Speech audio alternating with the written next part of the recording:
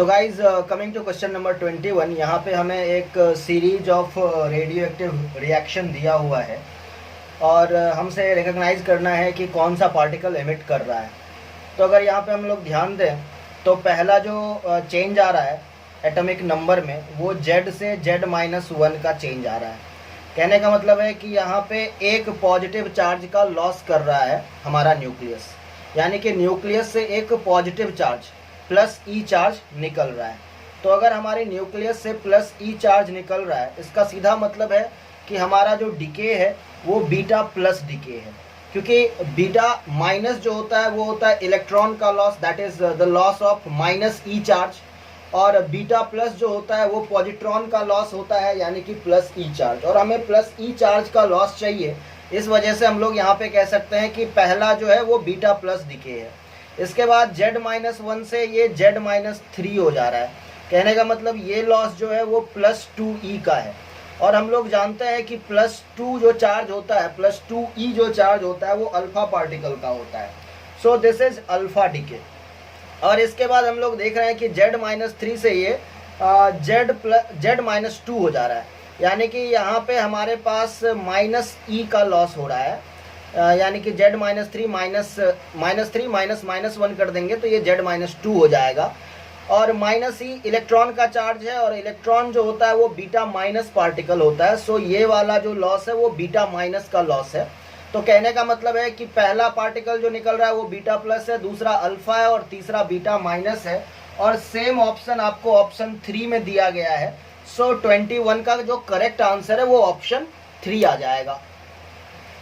So guys coming to question number 22, इसमें बात की गई है एक स्क्रू गेज की, और उससे हम लोग एक वायर का डायामीटर मेजर कर रहे हैं, और हमारा जो मेन स्केल रीडिंग है वो हमें बताया गया है 0, और स्क्रू गेज का जो रीडिंग है, सर्कुलर स्केल का जो रीडिंग है वो हमें बताया गया है 52, और साथ ही साथ हमें ये भी बताया गया है कि 1 mm on the main scale corresponds to 100 division on the circular scale. तो यहाँ पे हम लोग लीस्ट काउंट की बात कर सकते हैं। तो सबसे पहले बात कर लेते हैं लीस्ट काउंट की। तो 1 mm जो अपने मेन स्केल का है वो कॉरेस्पॉन्ड करता है 100 division on the circular scale. So 1 mm by 100 ये हमारा लीस्ट काउंट हो गया। कहने का मतलब 0.01 mm जो है वो अपना लीस्ट काउंट है। तो वायर का जो डायामीटर हो जाएगा वो कितना हो जाएगा, इसके लिए हम लोग कह सकते हैं कि diameter will be equal to main scale reading plus circular scale reading into least count. तो मेन स्केल का तो 0 है, प्लस सर्कुलर स्केल का 52 है, और लीस्ट काउंट जो है अपने पास वो 0.01 mm है। तो हमारा जो आंसर आना चाहिए वो होना चाहिए 0.52 mm, लेकिन हमारे जो ऑप्शंस हैं वो सेंटीमीटर में दिए हुए हैं। So let us convert it into centimetre. तो once we convert it into centimetre it comes as 0.052 cm। तो ये हमारा आंसर हो गया, और ये जो करेक्ट ऑप्शन है वो हमें ऑप्शन 4 में देखने को मिल रहा है। So option 4 will be the right answer. So guys coming to question number 23, यहाँ पे हमें एक पैरेलल प्लेट कैपेसिटर के बारे में बताया गया है जिसका कि यूनिफॉर्म इलेक्ट्रिक फील्ड E है, और हमसे ये भी बताया गया है कि separation between the plates small d है, area of each plate capital A है। हमसे पूछा जा रहा है कि the energy stored in the capacitor is. तो यहाँ पे हमें पता होता है कि जो एनर्जी डेंसिटी होती है कैपेसिटर के केस में, अगर हम लोग बात करें एनर्जी डेंसिटी की, that is total energy by volume, ये हमारे पास आ जाता है 12 epsilon not into E square. अभी हमसे टोटल एनर्जी पूछी गई है, तो वॉल्यूम जो हो जाएगा वो area into separation of the plates हो जाएगा, and that is 12 epsilon not E square. तो यहाँ से हम लोग क्लियरली देख सकते हैं कि हमारे पास जो एनर्जी आ रही है वो 12 epsilon not E square times AD हो जाएगा, and that will be the correct answer. और ये ऑप्शन आपको ऑप्शन 3 में देखने को मिल रहा है। So option 3 is the correct answer for this question. So guys coming to question number 24, और इसमें हमें बताया गया है कि एक PN जंक्शन है, और उसमें P साइड का जो होल कंसंट्रेशन है वो N साइड के इलेक्ट्रॉन कंसंट्रेशन के बराबर है, यानी कि electron density of P side is same as hole density of N side. तो हमसे पूछा गया है कि अगर एक एक्सटर्नल इलेक्ट्रिक फील्ड अप्लाई किया जाएगा तो फिर करंट का क्या होगा। तो नॉर्मल सी बात है कि इस केस में हमारा जो करंट रहेगा दोनों साइड, एन साइड और पी साइड, वो सेम रहने वाला है। सो इस बात से कोई फ़र्क नहीं पड़ने वाला है कि हमारा जो डेंसिटी है इलेक्ट्रॉन का होल का दोनों साइड वो क्या रहेगा, एज फार एज कि एक साइड P है और एक साइड N है। और करंट इस्टेब्लिश कर सकते हैं अगर हम लोग एक्सटर्नल वोल्टेज या एक्सटर्नल इलेक्ट्रिक फील्ड प्रोवाइड करके, तो दोनों ही साइड जो करंट रहता है वो सेम रहता है। सो यहाँ पे हम लोग कह सकते हैं कि current in N side is same as current in P side. और ऐसा ऑप्शन जो है वो आपको ऑप्शन 1 में दिया गया है। So here option 1 will be the correct answer. So guys coming to question number 25, यहाँ पे हमारे पास एक कॉन्वेक्स लेंस A है और एक कॉनकेव लेंस B है, दोनों का फोकल लेंथ हमें दिया हुआ है। सो लेट अस स्टार्ट। ये हमारे पास एक कॉन्वेक्स लेंस है और हमारे पास एक कॉनकेव लेंस भी है। इसका जो फोकल लेंथ है वो हमें दिया है 20 और इसका जो फोकल लेंथ है वो हमें दिया है 5, और इन दोनों के बीच का जो सेपरेशन है वो हमें D बताया गया है। और हमसे बोला गया है कि एक पैरेलल बीम ऑफ लाइट अगर इंसिडेंट करता है A पे तो वो B से पैरेलली ही निकलता है, यानी कि after suffering the refraction from both the lenses a parallel beam of light remains parallel. तो सबसे पहले इसका मतलब हम लोगों को समझना पड़ेगा, इंटरप्रेट करना पड़ेगा। तो इसका सीधा मतलब ये हो गया कि इस दोनों लेंस का जो कंबाइंड सिस्टम बन रहा है, इसका इक्विवेलेंट फोकस जो है वो इन्फिनिटी है। तो अगर ऐसा है तभी ये फाइनल जो बीम इमर्ज कर रहा है वो भी पैरेलल रह रहा है। हमें पता है कि 1/f इक्विवेलेंट जो इस टाइप के सिस्टम का होता है वो होता है 1/f1 plus 1/f2 minus d divided by f1 f2। अभी यहाँ से देखेंगे 1/f इक्विवेलेंट, f इक्विवेलेंट मैंने बताया कि इन्फिनिटी होना पड़ेगा। 1/f1 इज चूँकि ये कन्वेक्स लेंस है तो इसका फोकल लेंथ पॉजिटिव रहेगा, तो 1/20 प्लस ये हमारा कॉनकेव लेंस है इसलिए इसका फोकल लेंथ नेगेटिव रहेगा, सो 1/-5 माइनस d हमें पता करना है, डिवाइडेड बाई f1 के जगह +20 रखेंगे और f2 के जगह हम लोग -5 रखेंगे। और इसको हम लोग सॉल्व कर रहे हैं, 1/∞ 0 हो गया, सो it is 1/20 plus minus minus 1/5 और ये माइनस माइनस प्लस d/100। एक काम करते हैं, d/100 को इक्वेट कर देते हैं। 1/20 इस साइड आएगा तो -1/20 और -1/5 आएगा तो प्लस हो जाएगा, यानी कि 1/5 minus 1/20। Once we solve this we are going to get 24 minus 1, that is 3/20. So d/100 is 3/20. I am writing d/100 is equal to 3/20. 25 is 100. Therefore I can say that d is equal to 15 centimetre. और यही जो 15 centimetre है वो दोनों lens के बीच का separation होना चाहिए, और सेम ऑप्शन हमें ऑप्शन 2 में दिख रहा है। Therefore option 2 will be the correct answer for question number 25. So guys, coming to question number 26, और यहाँ पे हमें बताया गया है कि एक प्रिज्म है और इस प्रिज्म का जो रिफ्रैक्टिव इंडेक्स है म्यू वो हमें √3 दिया हुआ है, और एक लाइट रे इस रिफ्रैक्टिंग फेस पे इंसिडेंट हो रहा है नॉर्मली, और ये एंगल हमें 60 डिग्री बताया है, ये एंगल 90 डिग्री बताया है। तो फाइनली जो रे इमर्ज करेगा उसका एंगल बताना है, एंगल ऑफ इमर्जेंस हमें पूछा गया है। तो सबसे पहले हम लोग ये अप्रिशिएट कर सकते हैं कि अगर नॉर्मल इंसिडेंट हो रहा है तो यहाँ पे तो कोई भी रिफ्रैक्शन नहीं होगा, ये अपना स्ट्रेट लाइन में ही आगे मूव कर जाएगा। तो इस सरफेस को ये यहाँ पे हिट करेगा। सिंस दिस इज 60 डिग्री, तो अभी हम लोग यहाँ का एंगल ऑफ इंसिडेंस बता सकते हैं। अभी यहाँ पे हम लोग देख सकते हैं कि एंगल 60 है, तो क्लियर कट हमारा जो ये एंगल हो जाएगा वो 30 हो जाएगा। उसके बाद यहाँ पे हम लोग देख सकते हैं कि ये हमारा परपेंडिकुलर ही है, तो ये 30 है, तो ये एंगल हमारा 60 हो जाएगा, और ये अगर 60 हो गया तो ये एंगल हमारा 30 डिग्री हो जाएगा। तो ये बात हमें पता है कि यहाँ पे ये जो एंगल है वो 30 डिग्री है।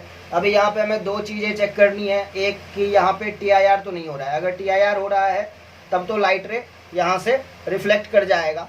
उसके लिए हमें यहाँ पे देखना पड़ेगा कि साइन 30 डिग्री जो है वो 1/2 होता है, और म्यू जो है वो √3 है, और ऑब्वियस सी बात है जो साइन C हो जाएगा वो 1/√3 हो जाएगा, और ये जो वैल्यू आती है वो आती है 0.58 के अप्रॉक्सीमेटली। तो ऑब्वियस सी बात है हमारा जो साइन 30 डिग्री है जो कि 0.5 है वो छोटा है और साइन C बड़ा है, यानी कि यहाँ पे TIR टेक प्लेस नहीं करेगा। So TIR won't take place.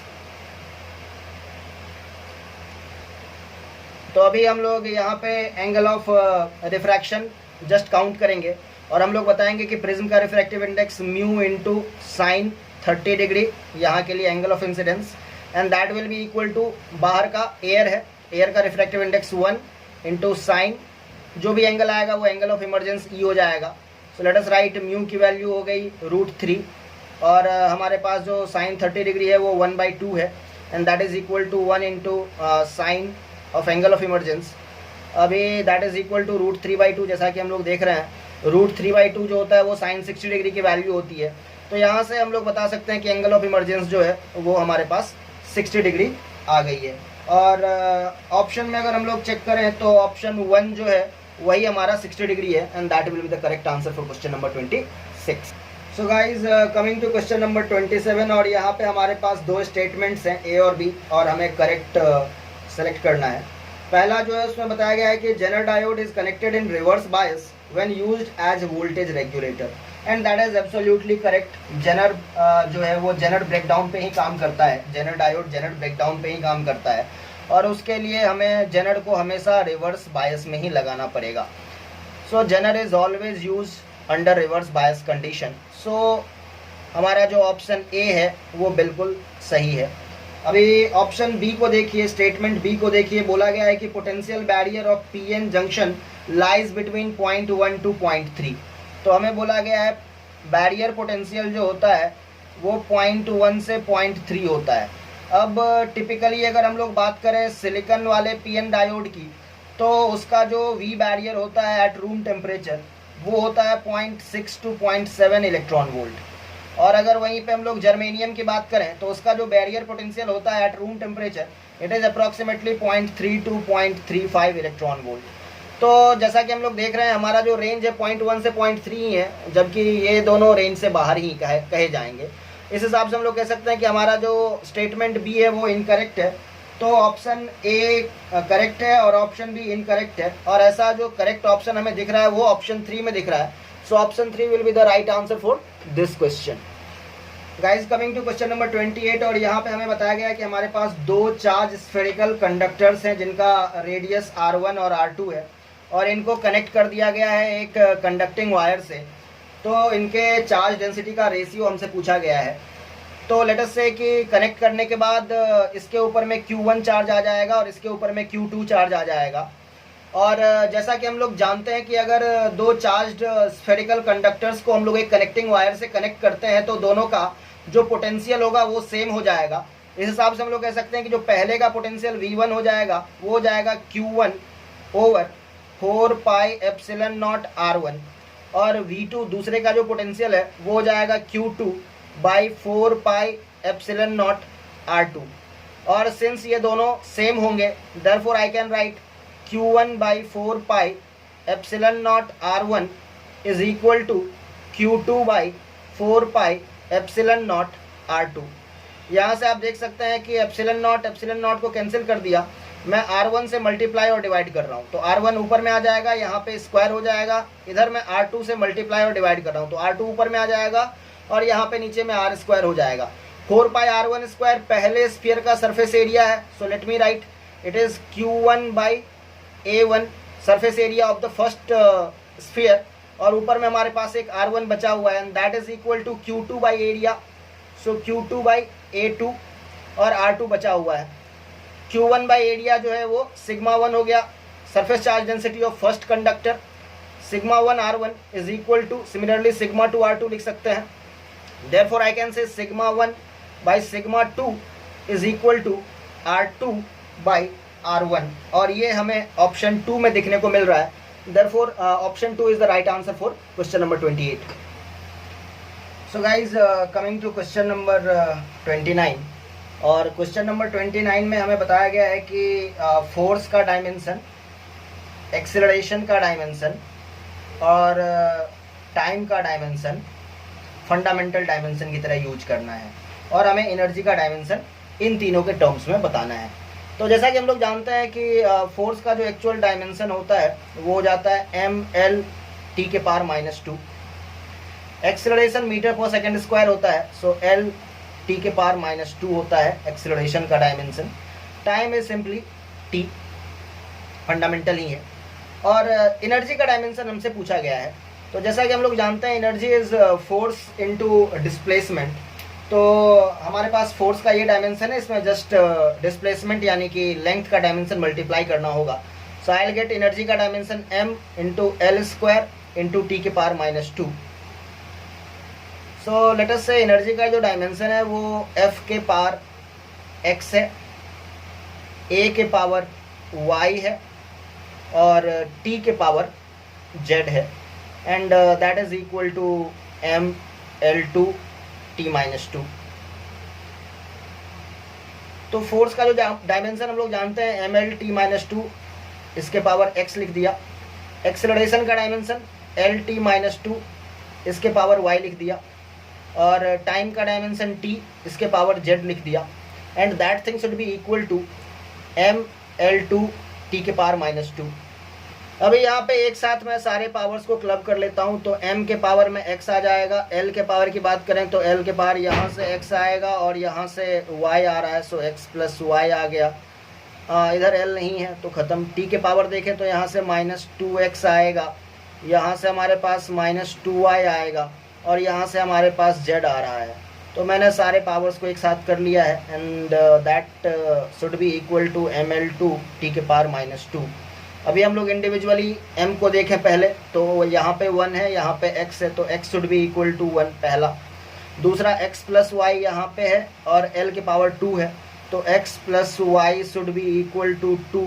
x हमें पता है 1 है, तो 1 plus y should be equal to 2, and therefore I can say that y is equal to 1। t के लिए बात करें तो -2x -2y प्लस z है इधर, तो -2x -2y प्लस z है, और इधर हमारे पास -2 आ रहा है, सो इट इज़ -2। -2x का वैल्यू 1 है, -2y का वैल्यू भी 1 है, plus z is equal to -2। तो यहाँ से हम लोगों को क्या नज़र आ रहा है, -2 that is -4 plus z is equal to -2। तो z is equal to -2 plus 4 that is equal to +2। तो अभी हम लोग एनर्जी का डायमेंशन लिख सकते हैं finally, and that is f के पावर x 1 है, a के पावर y जो कि 1 है, और t के पावर z जो कि 2 है। सो f a t के पावर 2, ये हमारा फाइनली एनर्जी का डायमेंशन हो गया। And from the options you can check 2 is having the same dimension here, so 29 का 2 करेक्ट ऑप्शन हो जाएगा। So guys, coming to question number 30, और यहाँ पे हमें बताया गया है कि E जो है वो हमारे पास एनर्जी है और G जो है वो यूनिवर्सल ग्रेविटेशनल कांस्टेंट है। तो हमसे पूछा गया है कि E बाई G का डायमेंशन क्या होगा। तो ऐसे तो इसको करने के लिए हम लोग बहुत सारे तरीके हैं जो कि यूज कर सकते हैं, but let us use something unique. तो E को हम लोग यहाँ पे ग्रेविटेशनल पोटेंशियल एनर्जी की तरह भी ट्रीट कर सकते हैं, क्योंकि ये अगर एनर्जी है तो किसी भी टाइप का एनर्जी हम लोग इसको मान सकते हैं। तो ग्रेविटेशनल पोटेंशियल एनर्जी जो है वो कितना हो जाता है, G m1 m2 by r, minus sign को भूल जाइए क्योंकि हमें बस डायमेंशन चेक करना है, डिवाइडेड बाई G। तो G से G को हम लोग यहाँ पे कैंसिल कर सकते हैं और हमारे पास आ गया m1 m2 बाई r। तो डायमेंशन लिखते जाइए, m1 m2 दोनों का मास है, तो ये हो गया m² और डिवाइडेड बाई आर, यानी कि लेंथ का डायमेंशन एल का -1, और टी कुछ नहीं आया है तो टी के पावर 0, यही आपका आंसर हो गया। और जैसा कि आप ऑप्शंस में चेक करें तो ऑप्शन 1 आपको सेम दिखेगा, so option 1 is the correct answer for question number 30। So guys coming to question number 31, और यहाँ पे हमें बोला गया है कि जो एस्ट्रोनॉमिकल टेलीस्कोप होता है उसमें हम लोग लार्ज फोकल लेंथ और लार्ज अपर्चर वाला ऑब्जेक्टिव यूज करते हैं, और इसके पीछे का रीजन क्या है। तो पहला है कि क्वालिटी और विजिबिलिटी ऑफ इमेजेस इम्प्रूव करता है, सही बात है। दूसरा है कि large area of the object ensures better light gathering power, यानी कि ऑब्जेक्टिव का जो लार्जर एरिया रहता है वो ज़्यादा लाइट को गैदर कर सकता है, ये भी एक सही बात है। Large aperture provides better resolution, ये भी बिल्कुल सही है, क्योंकि रिजॉल्विंग पावर में भी जो है वो अपर्चर का टर्म आता है न्यूमरेटर में, जितना बड़ा अपर्चर उतना बेटर रिजॉल्विंग पावर होता है। तो इस तरह से हम देख सकते हैं कि जितने भी ऑप्शंस दिए हुए हैं वो सारे करेक्ट हैं, सारे रीजन करेक्ट हैं। All of the above option 4 जो है वो इस क्वेश्चन का करेक्ट आंसर हो जाएगा। So guys coming to question number 32, और इसमें बताया गया है कि 240 मास नंबर वाला एक न्यूक्लियस डिके करता है 2 अलग अलग न्यूक्लियाई में, और जिनका ईच का मास नंबर 120 रहता है। तो हमसे पूछा यहाँ पे ये जा रहा है कि जो अनफ्रेगमेंटेड है इसका जो बाइंडिंग एनर्जी पर न्यूक्लियन है वो 7.6 मेगा इलेक्ट्रॉन वोल्ट है, और दोनों जो फ्रेगमेंटेड हैं इनका 8.5 मेगा इलेक्ट्रॉन वोल्ट है बाइंडिंग एनर्जी पर न्यूक्लियन। तो हमसे पूछा जा रहा है कि गेन इन बाइंडिंग एनर्जी जो है वो कितना हो जाएगा। इस पूरे क्वेश्चन में हमसे जो पूछा जा रहा है वो यही है। तो अगर हम लोग इसके लिए बात करें तो सीधे लिख सकते हैं कि gain in binding energy that will be equal to, यहाँ पे हम लोग देख सकते हैं, तो हम लोग देख सकते हैं कि फाइनली जो हमारे पास टोटल बाइंडिंग एनर्जी आएगी वो हो जाएगी 8.5 इंटू 120, और ऐसे 2 न्यूक्लियाई है तो इंटू 2, ये हमारी टोटल बाइंडिंग एनर्जी फाइनली हो गई। और इनिशियली हमारे पास 7.6 इंटू हमारे पास 240 है।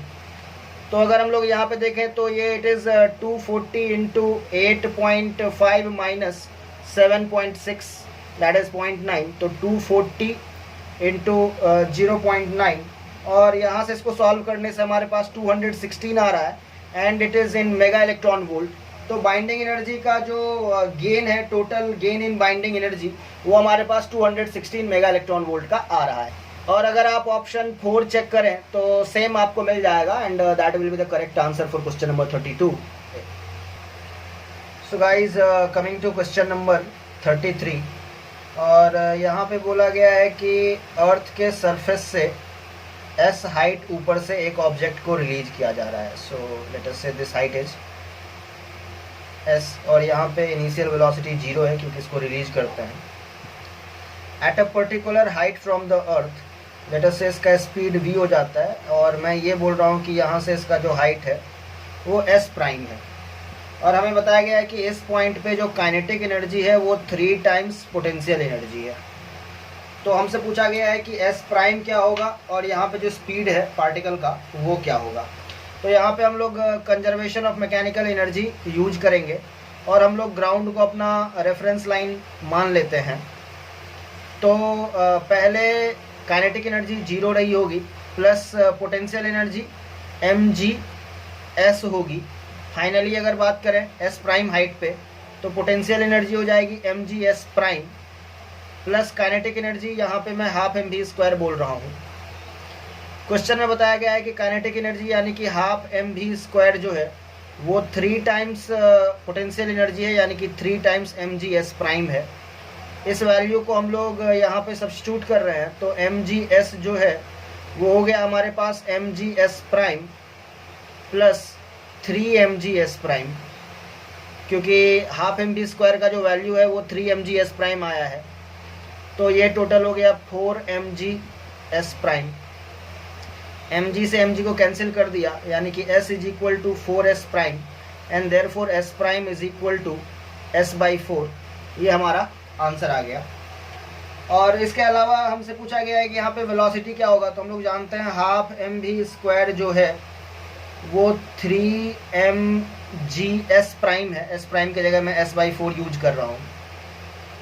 2 2 जा 4 यहाँ से लिख सकते हैं, m से m को मैं कैंसिल कर सकता हूँ। तो फाइनली जो मैं बोल सकता हूँ v का वैल्यू स्क्वायर रूट आ जाएगा। सो 3/2 gs और इस चीज़ का स्क्वायर रूट। तो s प्राइम का वैल्यू s/4 और v का वैल्यू √3/2 gs। ये दोनों हमें ऑप्शन 4 में देखने को मिल रहा है। So option 4 is the correct answer for this question. तो guys coming to question number 34, और यहाँ पे हमें बताया गया है कि हाफ लाइफ किसी रेडियो एक्टिव न्यूक्लियाई का 100 आवर्स है। तो बोला गया है कि कितना फ्रैक्शन ओरिजिनल एक्टिविटी का होगा, the fraction of original activity that will remain after 150 hours. तो हमारे पास जो अवेलेबल टाइम है वो हमारे पास है 150 आवर्स।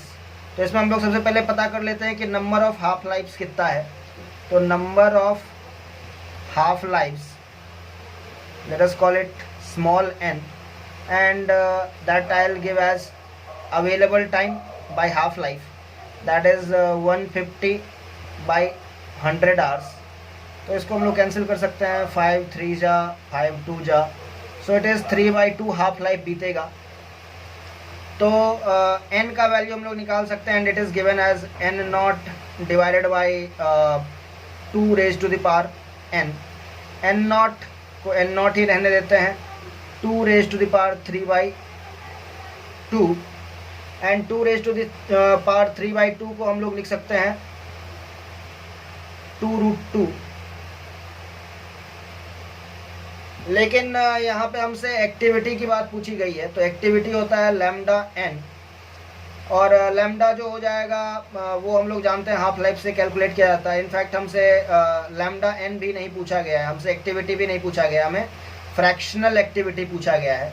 साहिल से fractional activity will be equal to current activity that is lambda n by initial activity that will be lambda n0। So lambda से lambda cut गया, n/n0, n हमारे पास है n0 by 2√2 divided by n0। तो मैं n0 के cancel कर सकता हूँ, एंड आई एम गेटिंग 1/2√2, और ये हमें ऑप्शन 2 में। So guys coming to question number 35, और यहाँ पे हमें बताया गया है कि spring is stressed by 5 centimetre by force of 10 newton. तो यहाँ से हम लोग k का वैल्यू क्लियरली निकाल सकते हैं। तो k is given as force by expansion. तो फोर्स है 10 न्यूटन का और एक्सपेंशन है 5 सेंटीमीटर, दैट इज 0.05 मीटर। इसको अगर हम लोग सॉल्व करें, ये 00 ऊपर में चला जाएगा, 1000/5 दैट इज 200 न्यूटन पर मीटर का हमारे पास k आ गया है। हमें मास बताया हुआ है 2 kg का, और हमसे पूछ रहा है कि टाइम पीरियड ऑफ ऑसिलेशन। तो अभी यहाँ से हम लोग टाइम पीरियड का सीधे एक्सप्रेशन लिखेंगे, that is 2π square root of m over k। 2π m की वैल्यू हमारे पास 2 kg है, k की वैल्यू हमारे पास 200 है।